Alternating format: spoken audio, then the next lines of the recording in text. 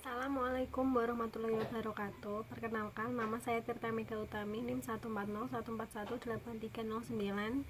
Saya akan mempresentasikan seminar penelitian saya dengan judul Pengembangan Multimedia Interaktif Motion Graphic pada Pembelajaran IPA di kelas 4 SD Negeri Krikilan. Pada bab 1 ada latar belakang, identifikasi masalah, pembatasan masalah, rumusan masalah, manfaat, dan tujuan.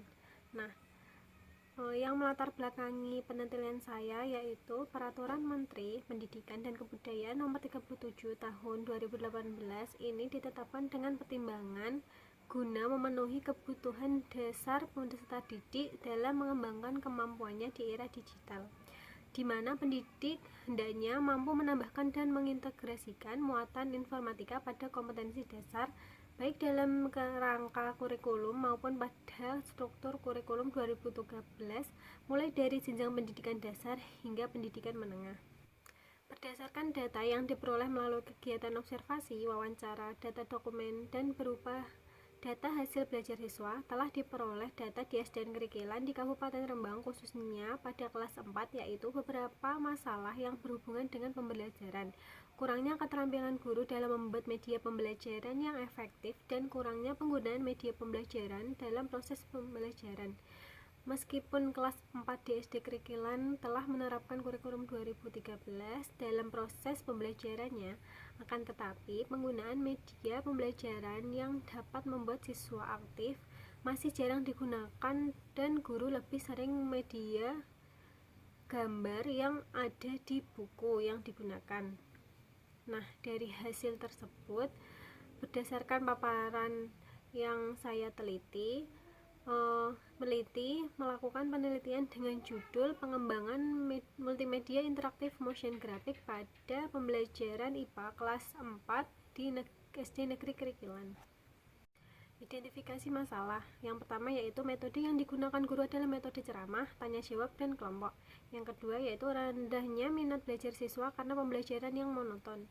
Yang ketiga, sumber belajar yang digunakan kurang bervariasi, hanya sebatas buku guru, buku siswa, dengan LKS sebagai tambahan. Yang keempat yaitu media pembelajaran IPA yang masih terbatas, hanya berupa gambar yang ada di buku yang diambil dari buku siswa maupun di internet. Yang kelima, kurangnya fasilitas LCD dan proyektor untuk menunjang pembelajaran. Yang keenam, dari jumlah siswa kelas 4 SD Negeri Krikilan sebanyak 33 siswa menunjukkan bahwa terdapat 7 siswa yang tuntas melebihi KKM, sementara 26 siswa pas KKM, sedangkan KKM yang diterapkan yaitu 70. Nah, pembatasan masalah yaitu berdasarkan hasil identifikasi di atas. Dalam penelitian ini, peneliti hanya membatasi permasalahan media pembelajaran pada muatan IPA, yaitu materi sifat-sifat cahaya, kurangnya keterampilan guru dalam membuat media pembelajaran yang efektif, dan kurangnya penggunaan media pembelajaran dalam proses pembelajaran.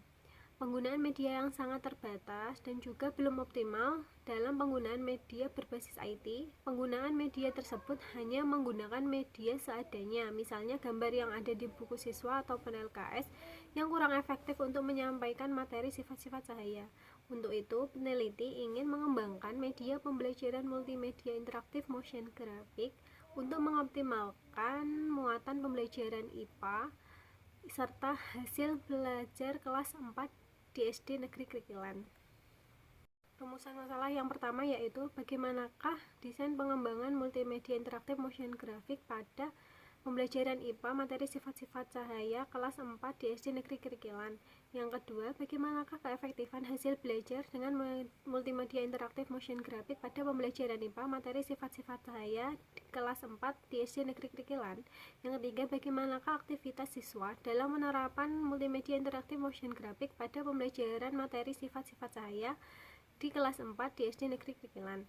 Nah, tujuannya yaitu untuk mengembangkan desain multimedia interaktif motion graphic pada pembelajaran IPA materi sifat-sifat cahaya kelas 4 di SD Negeri Krikilan.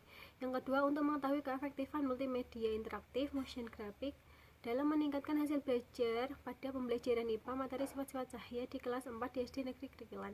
Yang ketiga yaitu untuk mengetahui kepraktisan multimedia interaktif motion graphic pada pembelajaran IPA dari materi sifat-sifat cahaya kelas 4 di SD Negeri Kerkilan. Nah, yang selanjutnya itu ada manfaat penelitian, yaitu ada manfaat praktis yang terbagi menjadi 4, yaitu bagi guru, bagi siswa, bagi sekolah, bagi peneliti, dan manfaat teoritis. Bab 2 yaitu ada kajian pustaka. Nah, kajian pustaka terbagi menjadi 2, yaitu kajian teoritis dan kajian empiris. Kajian empiris yaitu mencangkup hakikat belajar, hakikat pembelajaran, hasil belajar, media pembelajaran, hakikat IPA, pembelajaran IPA di SD, multimedia interaktif, dan motion graphic. Untuk kajian empirisnya, yang pertama ada penelitian yang dilakukan oleh Satria, Rusdiansyah, dan Leonard pada tahun 2020 dengan judul pengembangan media pembelajaran motion graphic matematika berbasis Android pada siswa kelas 5 di SD semester 1. Nah, yang kedua yaitu ada penelitian yang dilakukan oleh Titik Putri Wardiasih dan kawan-kawan pada tahun 2020 dengan judul model konseptual media motion graphic interaktif matematika untuk siswa kelas 5 di sekolah desa. Nah, bab ketiga yaitu metode penelitian. Yang pertama yaitu jenis penelitian. Penelitian ini termasuk dalam jenis penelitian dan pengembangan atau sering dikenal dengan sebutan research and development, yaitu atau R&D. Nah, yang selanjutnya yaitu prosedur pengembangan. Saya menggunakan model ADI, yaitu analisis, design, development, implementation, dan evaluation yang dikembangkan oleh Dick and Carey. Dan tahapan-tahapannya yaitu yang pertama ada analisis, kedua desain, tiga pengembangan, yang keempat implementasi, dan yang kelima evaluasi. Subjek, waktu, dan tempat penelitian. Nah, subjek penelitian dalam penelitian ini yaitu siswa kelas 4 SD Negeri Kerkilan. Waktu penelitian dilaksanakan pada semester 2 tahun 2021. Nah, tempat penelitian dilaksanakan yaitu di SD Negeri Kerkilan, Kecamatan Sumber, Kabupaten Rembang. Nah, yang selanjutnya yaitu variabel penelitian. Ada variabel dependen dan independen. Variabel dependen yaitu variabel terikat, adalah variabel yang dipengaruhi atau yang menjadi akibat karena adanya variabel bebas. Jadi variabel terikat dalam penelitian ini setelah menggunakan media pembelajaran interaktif menggunakan motion graphic adalah hasil belajar siswa pada muatan pembelajaran IPA. Yang variabel independen yaitu atau variabel bebas adalah variabel yang mempengaruhi atau yang menjadi sebab perubahan pada variabel terikat. Dalam penelitian ini, variabel bebasnya yaitu media pembelajaran interaktif dan software motion graphic. Nah, selanjutnya ada populasi dan sampel penelitian. Populasi dalam penelitian ini yaitu siswa kelas 4 SD Negeri Kerkilan yang berjumlah 33 siswa. Sampelnya yaitu dipilih berdasarkan teknik simple random sampling karena pengambilan anggota sampel dari populasi dilakukan secara acak tanpa memperhatikan strata yang ada di dalam populasi itu. Dalam penelitian ini, sampel yang dipilih adalah kelas 4 SD Negeri Kerkilan sebanyak 33 siswa.